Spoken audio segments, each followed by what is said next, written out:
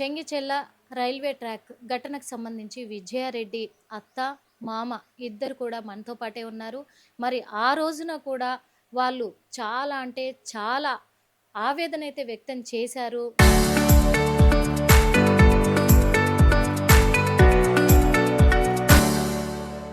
నా మనమరాలు, మనమడు, నా కోడలు దూరం అయిపోయారు. నా కోడలు బంగారం అని ఎంతో విలువిల్లాడిపోయారు. ఇప్పటికీ కూడా వాళ్ళకు తీరని లోటు, ఆ వేదన అనేది కూడా తెలుస్తూ ఉంది.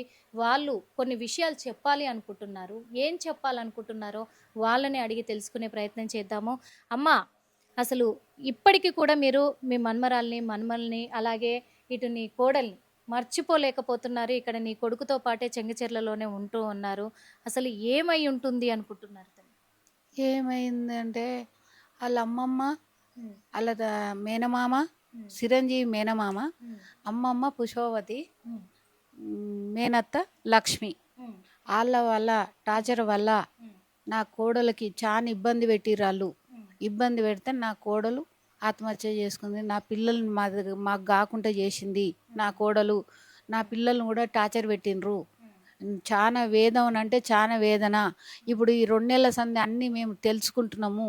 వాళ్ళు ఆస్తి కోసానికే డబ్బు కోసానికే 1,40,40,00,000, కిలోన్నర బంగారము, 2 కిలోల ఎండి, డాట్కా ప్లాట్ల కాయిదాలు, అప్పిచ్చిన కాయిదాలు అన్నీ మొత్తం తీసుకొని పిన్గని అక్కడ బీబీనార్ వేసి తోలిచ్చినాక 3 గంటల సేపు ఉండి ఇంట్లో మొత్తం శోధించి అన్నీ తీసుకొని ఒక ఫ్రెండు, ఆమె మా పుష్పవతమ్మ ఫ్రెండు బిడ్డ పేరు రేఖతోటి పంపించిర్రు.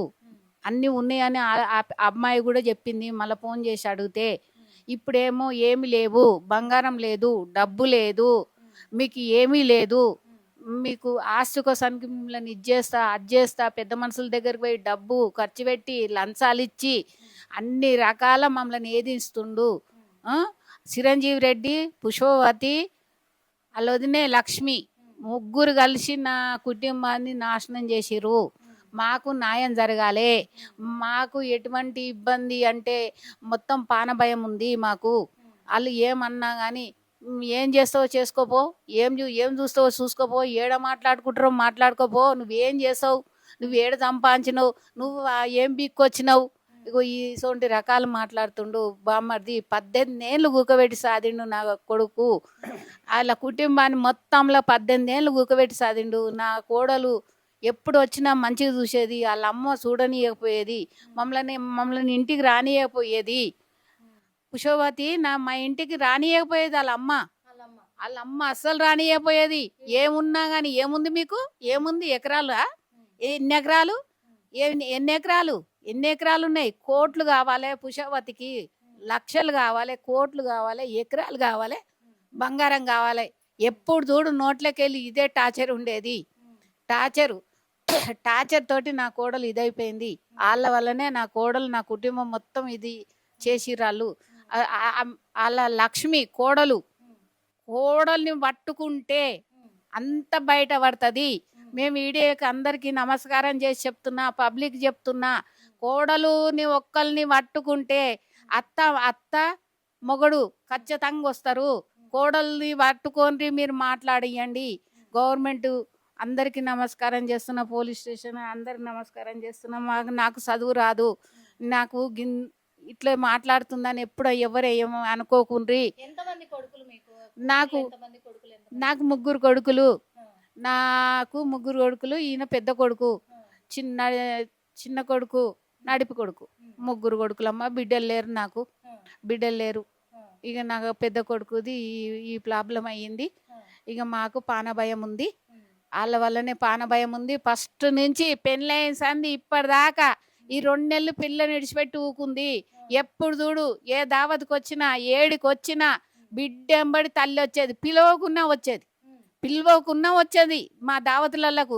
ఏమున్నా ఏడో 4 ఊకురు అనుకో నా చుట్టాలు. ఆడ ఎకరాలు, భూములు, లక్షలు, కోట్లు, బంగారం, ఇవే ముచ్చట్లు వెళ్ళేది, ప్లాట్లు. ఇక ఈ ముచ్చట్లు తప్పించి ఇంకో ముచ్చటే మాట్లాడకపోయేది తల్లి పుష్పవతి. అంటే ఆ రోజున విజయారెడ్డి మూడో రోజున కూడా చాలా మంది మీడియా వాళ్ళు వచ్చారు. అందరూ వచ్చారు. ఆ రోజు కూడా అడిగితే నా వియ్యపురాలకి నాకు కూడా ఎట్లాంటి ఇబ్బంది లేదు. మమ్మల్ని బాగా చూసుకుంటారు. ఆళ్ళ గురించి అసలు మాకు అనుమానమే లేదు అని అన్నారు కదా! అంటే ఆ మాట ఎందుకు చెప్పాల్సొచ్చింది? ఎందుకు చెప్పాలంటే ఇప్పుడు ఇన్ని ఇబ్బందులతోటి మీరు ఇంత నశించిపోయినరా అని అన్నీ తెలుసుకున్నాం. మేము వచ్చి ఇక్కడ శనగచెర్లకు వచ్చి అన్నీ తెలుసుకున్నాక నిజం అనేది ఏందో తెలిసిపోయింది మాకు. ఇప్పుడు నిజం చెప్తున్నాము. అప్పుడు నిజం చెప్పుదామంటే ఈ కుటుంబం ఎసొంటిది ఆ కుటుంబం ఎసొంటిది అనుకుంటారని మాకు తెలియక నా కోడలు మంచే. నేను చెప్తున్నా, నా పిల్లలు నా కోడలు మంచే. తెచ్చిందంతా అమ్మ అన్న వదినని బిరుగా పట్టి అడిగితే అన్నీ బయటికి వెళ్తాయి. వదినే బిరుగా పడితే అమ్మ వస్తుంది, అత్త వస్తుంది, మొగడు వస్తాడు. అంతే. ఫస్ట్ కోడలు పట్టాలి. ఇవాళ ఆశల కాడ ఏమన్నా జీతం వచ్చే దగ్గర నాదే కావాలి, నా పేరు మీదనే పెట్టు అని అన్నిటి మీద ఆమె పేరు మీదనే పెట్టించుకుంది నామిని. రేపు కోడలు ఉన్నది ఆమె ఇంట్లో, రేపు కోడలు కూడా ఆస్తులు ఉంటాయి కదా, ఆ తల్లి పేరు మీదనే పెట్టాలి. ఇప్పుడు నా దగ్గరికి వెళ్ళి ఎట్లా తీసుకుపోతుందో ఆమె కూడా ఆమె కోడలు అట్నే ఇవ్వాలి. అట్లా ఇస్తేనే ఆమెకు తెలిసి వస్తుంది. ఇప్పుడు మాది అంటే ఎవరు చెప్తే వింటలేరు కదా. ఇప్పుడు ఆమె మీద జరిగితే అంతా తెలిసి వస్తుంది. వాళ్ళకి ఏం అన్యాయం చేస్తున్నా, నేనేం న్యాయం చేసుకుంటున్నా అనేది తెలిసి రావాలి ఆమెకు. ఇప్పుడు నీ కొడుకు దగ్గర ఇక్కడ ఉంటున్నారు కదా మీరు. ఈ తర్వాత కూడా ఎప్పుడైనా చిరంజీవి గాని, అటు విజయారెడ్డి తల్లి గాని ఇక్కడికి రావడం గాని, మీరు ఎందుకు ఇక్కడ ఉంటుర్రని గాని ఏమన్నా అంటున్నారా? ఆమె వచ్చినాక కాశీకెళ్ళి వచ్చినాక 15 రోజులు ఉన్నదమ్మా. 15 రోజులు ఉంటే సుక్కలు చూపించింది నాకు. సుక్కలు చూపించిన నా కొడుకు ఏం చెప్పిండంటే, అమ్మ నువ్వు నోరు తెరిస్తే ఇది వేరే తిరిగి అవుతుంది, నువ్వు నోరు తెరవద్దు. 3 రోజులకు ఒకసారి ఇంటికి పోయి బీబినారు పోయి నా భర్తకు వండి పెట్టి రొట్టెలు చేసి వచ్చి పొద్దుటి లేచిపోయేది 6:30కి అట్లా, రాత్రి 7-8 గంటలకు వచ్చి అట్నే వండుకునేది. ఇక ఆమె ఎప్పుడూ ఆమె నోరు ఊకోదు. ఆమె ఎంత పంచాయతీ చేద్దామనుకుంది, ఎన్నో చేద్దామనుకుంది ఆ 15 రోజులల్లో. కానీ నేను కామ్గా ఆమె ఏదన్నా అంటుంటే పోయి బయట కూర్చునేది. అంతే. నేను ఆమెను ఒక్క మాట అనలేదు. ఆమె అన్నా కానీ నేను భరించిన. ఎందుకంటే నిజం అనేది తెలవాలని భరించిన. మాకు తెలివి లేక కాదు, నిజం అనేది తెలవాలని భరించిన. అంటే ఇక్కడ నుంచి ఎప్పుడు వెళ్ళిపోయారు, ఎందుకు వెళ్ళిపోయారు? ఇక్కడి నుంచి ఎందుకు వెళ్ళిపోయారంటే, నాకు 2 రోజులు జ్వరం వచ్చిందమ్మ. నాకు పోయిన నెల 2 రోజులు జ్వరం వస్తే నా చిన్న కొడుకు, నాన్న ఈ కొడుకేమో పెద్ద కొడుకేమో అక్కడిక్కడ తిరుగుతుండు. నా చిన్న కొడుకు ఫోన్ చేసి, మహేందరు నాకు చేతనెత్తలేరా, నాకు ఎక్కడన్నా అవుతుందంటే కొబ్బరి బొండ నీళ్ళు, గోళీలు, టాబ్లెట్లు, ఏందో పొడి నీళ్ళల్లో కలుపుకొని తాగమని అవన్నీ బయట అబ్బాయిని మీదికి రానియద్దు బిడ్డ ఎవరిని, నేను తిందికి వస్తా, జ్వరం వచ్చినా సరే తిందికెళ్ళే తీసుకుంటా, నాకు ఫోన్ చేయమను, నేను తిందికి పోయి తీసుకుంటా అని తిందికి పోయి తీసుకొచ్చుకొని ఆ 2 రోజులు కవర్ చేసుకుంటే ఇక పోలీస్ స్టేషన్ పోతుండు. నీ కొడుకు నా మీద పిఎస్లా కేసు పెడతాడట, నీ కొడుకు పోతుండని నన్ను పండుకున్నదాన్ని లేపిండి.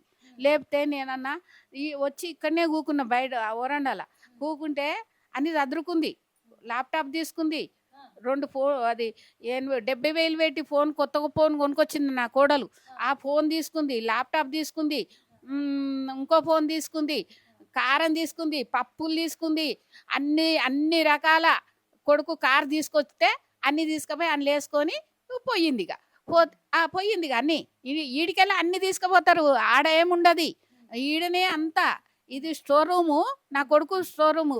ఇక్కడ అన్ని తెచ్చి పెడుతుంది నా కోడలు. తెచ్చి పెడితే ఇక్కడికి వెళ్ళి అలా తింటేందుకు వంట చేసుకుంటానికి ఏం పికర్ లేదు. అంత ఈడికెళ్ళే ఫుడ్ మొత్తం ఈడికెళ్ళే పోతుంది. విజయరెడ్డి దగ్గరికి వెళ్ళే పోతుంది. అమ్మ అన్న ఏం కొనుకరారు, మొత్తం మాదే డబ్బు, మాదే కథ అంతా. ఏం పని చేయడా చిరంజీవి? ఏం పని చేయడు. 18 ఏళ్ళ సంది ఒక్క గింత గడప దాటి బయటికి వెళ్ళింది లేదు. ఆయన గడప దాటి బయటికి వెళ్ళలేదు. ఈడ వండుకోవాలి, అమ్మ బాక్సులు ఎత్తుకొని పోవాలి, అంతే. ఆడ పెట్టాలి, రావాలి. మళ్ళీ నా కోడలు వండుకుంటుంది, తెల్లదాకా డూర్ చేసి పొద్దున్నాక వండుకుంటుంది. అమ్మ లేస్తుంది, వండుకుంటుంది, డోర్లు పెట్టేస్తుంది, తాళం వేసేస్తుంది, పోతుంది, ఇస్తుంది, వస్తుంది, అంతే. ఉప్పలు పోతుంది, పోయి టిఫిన్ ఆడబెడుతుంది, వస్తుంది, మళ్ళీ ఎప్పటిలెక్కనే ఇంట్లో ఉంటుంది. మరి ఇక్కడ నుంచి వెళ్ళిపోయిన తర్వాత మళ్ళీ ఎప్పుడైనా ఫోన్ చేయడం కానీ, లేకుంటే రావడం కానీ, ఏమన్నా అనడం కానీ, ఆ చిరంజీవి కానీ ఎవరైనా వచ్చారా? ఈడికైతే ఎవరు రాలేదమ్మా. ఈడికి ఎవరు రాలేదు. కానీ పెద్ద మనసులతోటి ఇంటికి 2 దోలిచ్చిండు,